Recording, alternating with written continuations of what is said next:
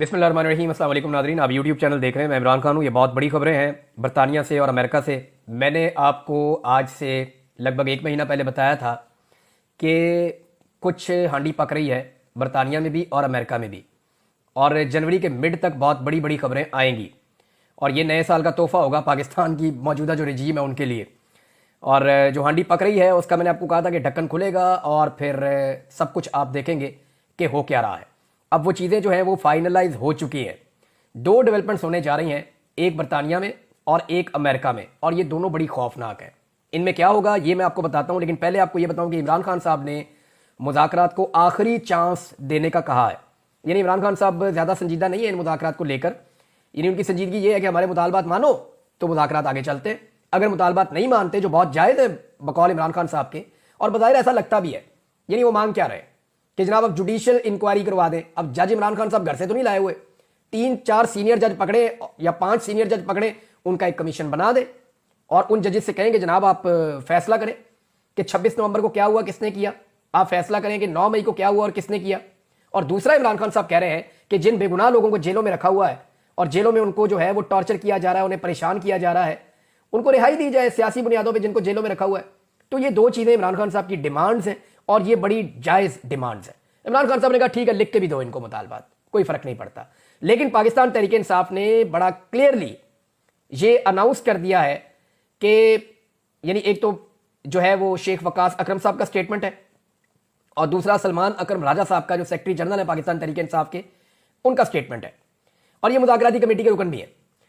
तो सलमान अकरम राजा साहब कहते हैं कि इमरान खान साहब ने कहा है कि तीसरी नशिस्त पर, ये अब तीसरी नशिस्त होने जा रही है, 2 पहले हो चुकी हैं, उन्होंने कहा कि तीसरी नशिस्त पर जुडिशियल कमीशन अगर ना माना गया, इस बात के ऊपर हुकूमत ने जुडिशियल कमीशन के ऊपर हामी ना भरी, तो चौथी नशिस्त फिर ना करें, यानी फिर मुज़ाकरात आप खत्म ही समझें।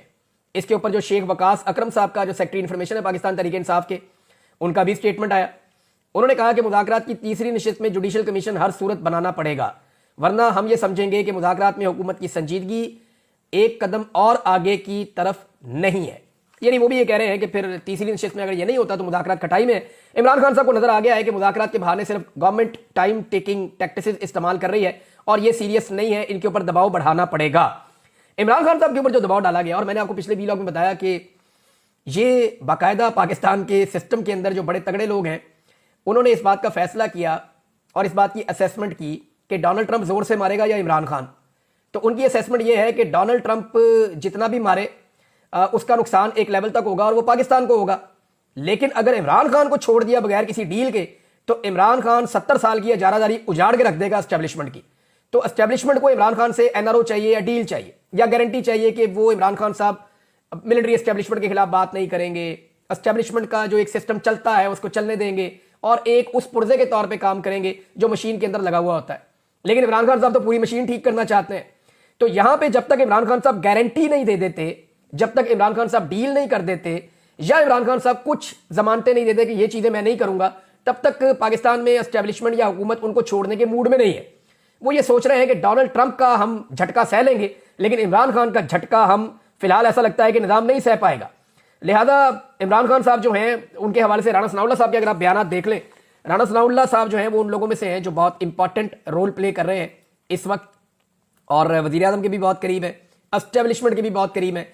अगर आप उनके स्टेटमेंट सुने ना तो आपको सारी कहानी का अंदाजा हो जाता है। एक तो राणा सनाउल्लाह साहब कह रहे हैं कि इमरान खान साहब जो हैं वो अपनी ट्वीट्स ज़रा कम कर दें, उनको रोक दें कुछ दिन के लिए, और बाद में एक एक दिन में बेशक 4 ट्वीट्स करके कसर निकाल दें, एक के बजाय 2 ट्वीट्स कर दिया करें, ज़रा 4 दिन हमें मुज़ाकरात कर लेने दें।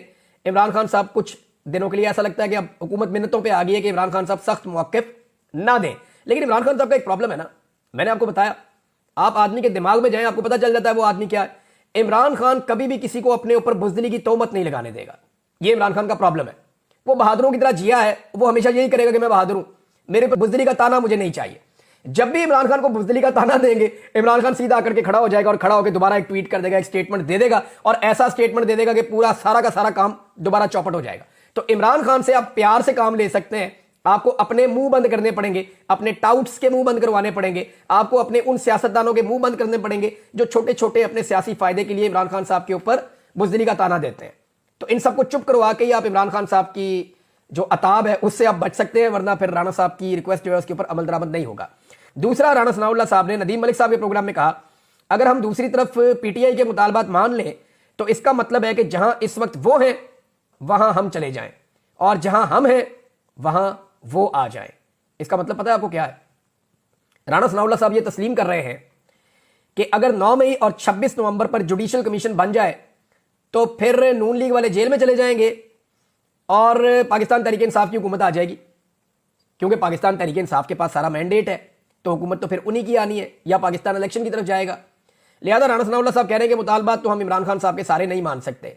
एक और बात भी उन्होंने की है जिससे तस्दीक हो रही है कि डील इमरान खान साहब को कैसे ऑफर की जाती है।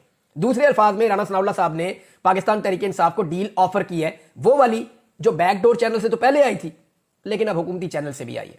हमने आपको बताया था ना, पहले सिद्दीक जान ने भी बताया था, मैंने भी आपको बताया था कि इमरान खान साहब को यह ऑफर दी गई है उनकी पार्टी को कि आप कोई एप्लीकेशन दे दें अदालत में और आप जनाब ये कह दें कि इमरान खान साहब की जान को खतरा है, तो उसकी बुनियाद के ऊपर इमरान खान साहब को या तो बनीगाला शिफ्ट कर दिया जाएगा या खैबर पख्तूनख्वा शिफ्ट कर दिया जाएगा।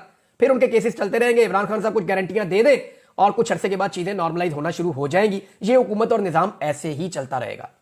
ये जनाब पहले ऑफर थी ना। अब राणा सनाउल्लाह साहब क्या कह रहे हैं जरा सुने आप। सिक्योरिटी को मद्देनजर रखकर इमरान खान को अडियाला जेल से किसी और जगह मुंतकिल करने के इम्कान पर बात हो सकती है। ये वही ऑफर है जो इमरान खान साहब ने कहा कि उन्हें दी गई। अब ये ऑफर राणा सनाउल्लाह साहब आसमा शरादी साहिबा के प्रोग्राम में बैठकर दे रहे हैं कि बानी पीटीआई की या इमरान खान साहब की सिक्योरिटी को मद्देनजर रखकर उन्हें अडियाला से किसी और जगह मुंतकिल करने के इम्कान पर बात हो सकती है। ये बात राणा सनाउल्लाह साहब ने की, तो इन बयानात से आपको आइडिया हो जाना चाहिए कि इमरान खान के ऊपर दबाव डालने के नतीजे में दबाव उल्टा हुकूमत के ऊपर आ गया। हुकूमत को इस बात का डर है कि अगर पाकिस्तान तहरीक इंसाफ के मुतालबात तस्लीम की और आगे बढ़े तो हुकूमत चली जाएगी, इनको जेलों में जाना पड़ेगा जो जराइम इन्होंने किए हैं। और दूसरा, वो इमरान खान की मिन्नतें कर रहे हैं कि जनाब हमारे साथ थोड़ा और चल लें, वो टाइम गेन करना चाहते हैं। इमरान खान साहब के साथ जो मुज़ाकराती कमेटी है उसकी मुलाकात फिर नहीं हो सकी और इसके ऊपर जो है वो एक प्रोपेगेंडा किया गया जेल की जानिब से और ये कहा गया जनाब इमरान खान को मिलने ही कोई नहीं आया।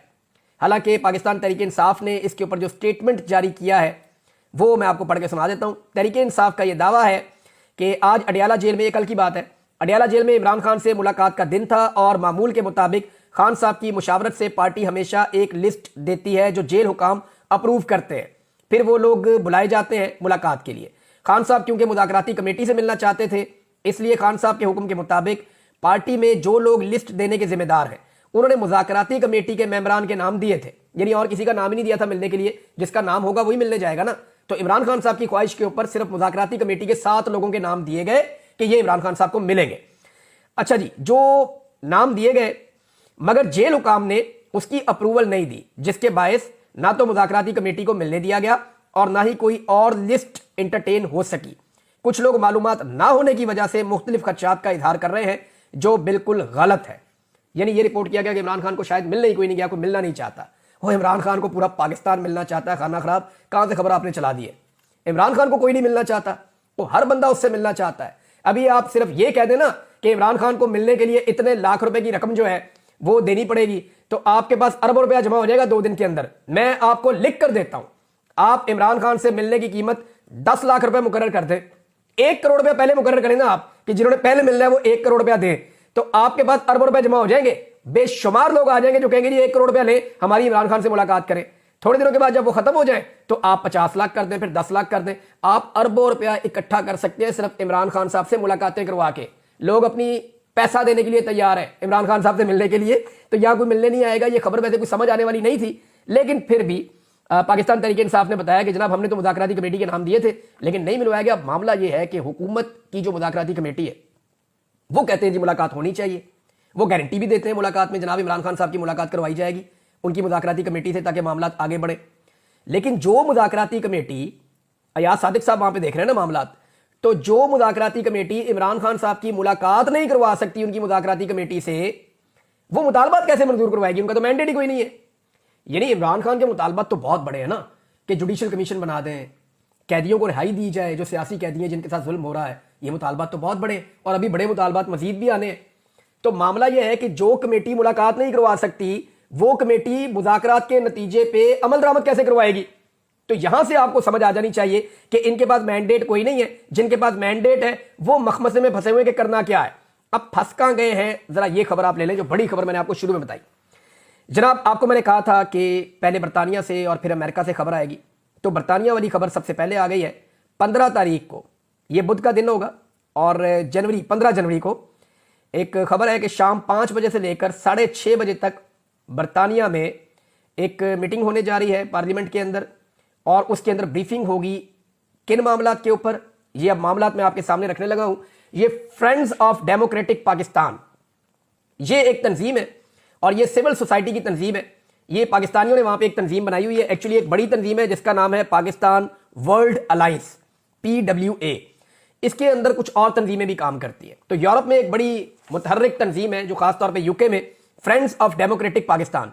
मेरी इनके लोगों से बात हुई है, इन्होंने बताया जी कि शाम 5 बजे से 6:30 बजे तक एक ब्रीफिंग होगी और ये पार्लियामेंट के अंदर ब्रीफिंग होगी, और इसके अंदर जो चीजें डिस्कस होने जा रही हैं वो पाकिस्तान के अंदर रहने वाले हुक्मरान तबके के लिए बड़ी खौफनाक है। नंबर 1, 26 नवंबर का कत्लेआम, इसके ऊपर बाकायदा डॉक्यूमेंट्री होगी, इसके ऊपर बाकायदा सबूत और चीजें सामने रखी जाएंगी। नंबर 2, 10,000 से ज्यादा अफराद की गिरफ्तारियां और जबरी गुमशुदगियों का मामला। इसके बाद तीसरी चीज रखी जाएगी मिलिट्री ट्रायल्स सिविलियंस के क्यों किए गए और कैसे हुए, उनके अंदर जो लूप होल्स हैं उनके ऊपर बात की जाएगी। नंबर 4, यहां एक और बात की जाएगी कि इलेक्शन के अंदर जो धांधली हुई है और नए इलेक्शन कितने जरूरी है। नंबर 5, अदलिया पर जो इस वक्त हमला किया गया है, अदलिया को अंडरमाइन किया गया है, उसके दांत तोड़े गए हैं, और उसके साथ जो रूल ऑफ लॉ की पाकिस्तान में सिचुएशन है ये वहां डिस्कस होगा।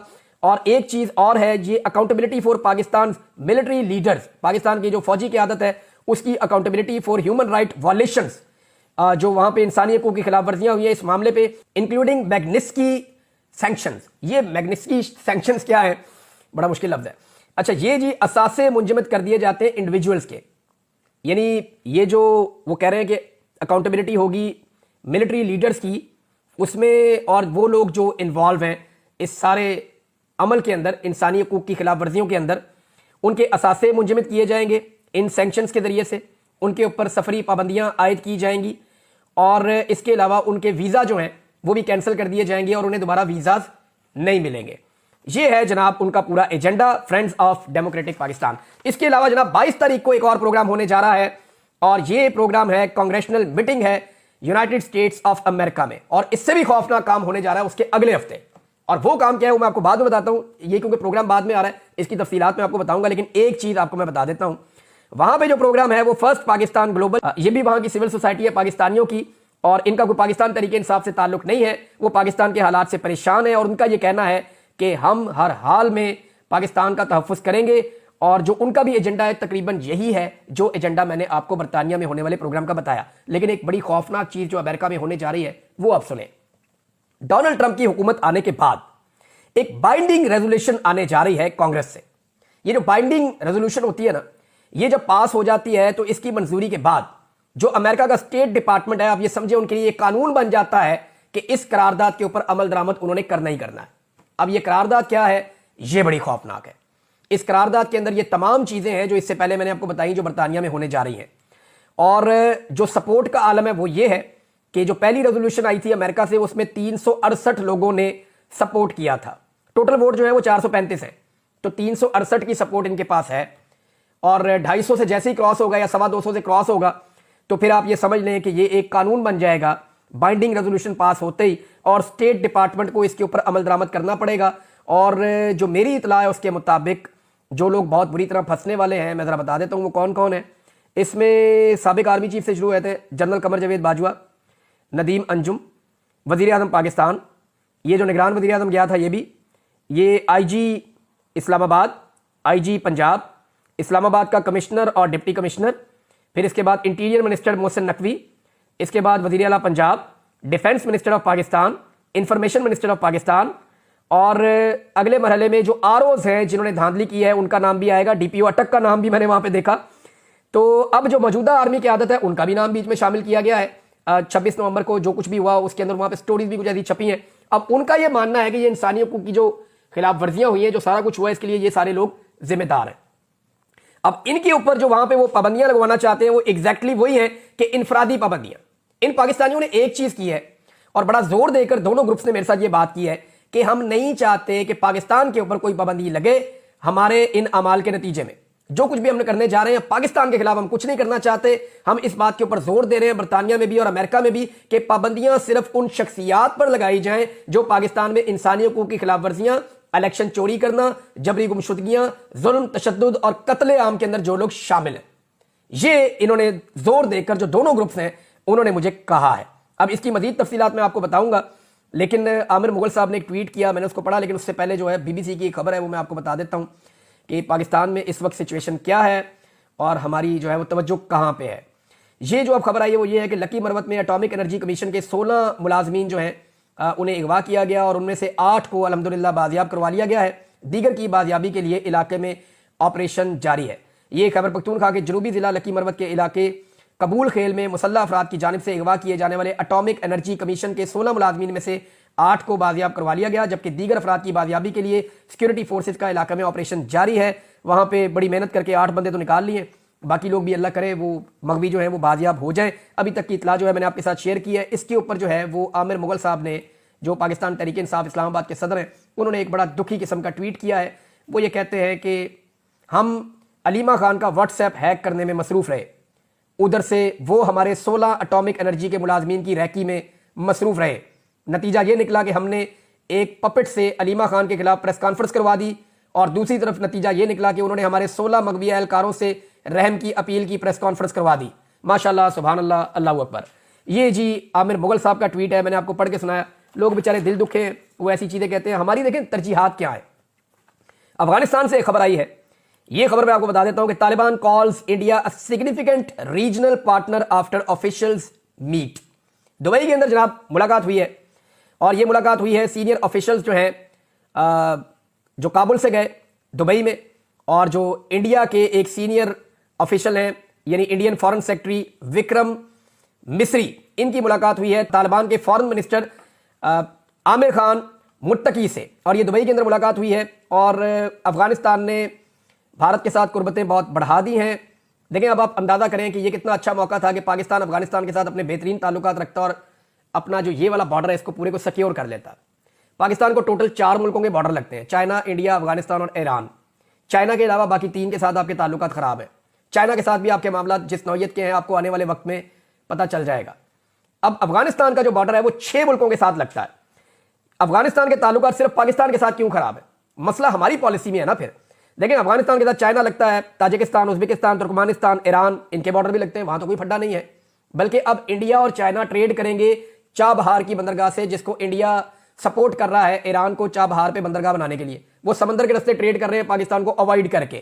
پاکستان کے لیے بڑی اپرچونٹی تھی کہ India, Pakistan, Afghanistan, central Asia, Iran یہ سارے ٹریڈ کرتے، لیکن پاکستان اپنی پالیسیز کی وجہ سے ہمیشہ پیچھے رہ جاتا ہے یا اکیلا رہ جاتا ہے. ہم نے افغانستان کے ساتھ ابھی اپنے تعلقات خراب کیے. ہمارا کوئی وزیر خارجہ افغانستان نہیں جاتا، کوئی جا کے ان کے ساتھ مذاکرات نہیں کرتا، کوئی ان کو سپورٹ نہیں کرتا، کوئی ان کے ساتھ بات نہیں کرتا. جیسے ہی حکومت میں آتے ہیں ایک دوسرے کے اوپر بلیم کرتے ہیں اور ان کے ساتھ جھگڑے والی کیفیت بناتے ہیں. فائدہ انڈیا نے اٹھا لیا. اب انڈیا کو آپ سے لڑنے کی ضرورت نہیں ہے، وہ یہاں سے آپ کے اوپر دباؤ بنا کر رکھے گا.